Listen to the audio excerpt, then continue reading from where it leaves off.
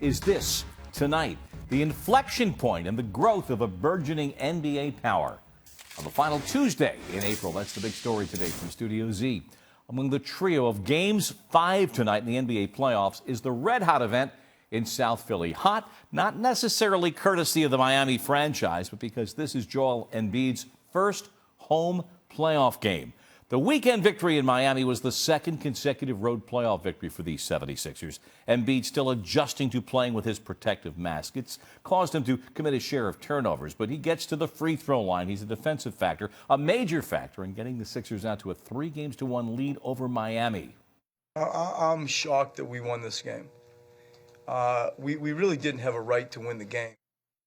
But that's exactly how you learn that a team is becoming ready for a deep run, when they steal games on the road in the playoffs. And now the Sixers are even with the Raptors as co-favorites to come out of the East and make it to the NBA Finals. Embiid, in the flush of Saturday's victory, his team having won 19 of 20 games, comes back to a home court where they've won 25 of 27 games. And Joel is firm in the belief that these Sixers, this group, has a destiny. A lot of people say that we have a bright future, but I think our time is now.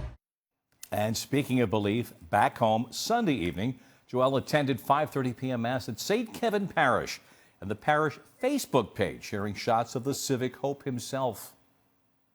Which brings us back to Center City in North Shelburne in for tonight's Game 5. The premise here, tonight, up 3-1 at home. Major inflection point. They may look back on this night tonight in years to come as this is when we really arrived.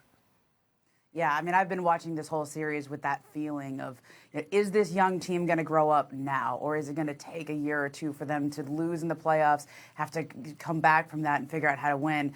They have been showing a lot in these first-round games against the Miami Heat. In some ways, the Heat's kind of the perfect opponent for them to be tested early because it's a veteran team, savvy, they're physical. And, you mentioned you played the quote from Brett Brown after that Game 4. He said, "We did not deserve to win." Well, they had 27 turnovers in that game, Bob, but only 3 of those were in the fourth quarter. So when they needed to win and when they needed to tighten up, they did that in the fourth quarter. In the first 3 quarters, on those 24 turnovers they had, Miami scored 28 points. In the fourth quarter, they scored just 2. So that showed me a whole lot that they were able to, when it was winning time, they were able to bring it together. And getting back to Embiid and his play back in, as we said, tonight's his first home playoff game, playing with that mask. He committed his share of turnovers, got to the free throw line and hit free throws. But you had a chance to talk to him about this mask, the Phantom of the Opera thing he has to wear because of the orbital fracture. How's he dealing with it? Yeah, to say he hates it is an understatement, right? I mean, you can see him with it on the whole time. It's like he cannot wait to rip that thing off. And I think the biggest issue really is claustrophobia. And it's, if it was just a mask, it would be one thing, but it's a mask with a visor over the top of it.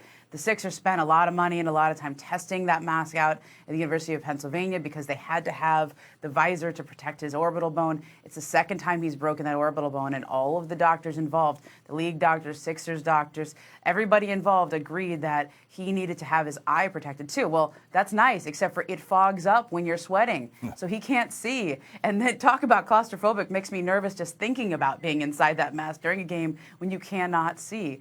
I think it's going to be a little different here in Philadelphia because this is also a hockey arena. It's not going to be quite as hot and humid as it was down in Miami, but it's something he's going to be dealing with these entire playoffs because he has to wear it for the next 8 weeks. He talked about this group having something special together, except once this year ends, however it ends for the Sixers, they've got cap room, opportunity, and motive to make some more changes.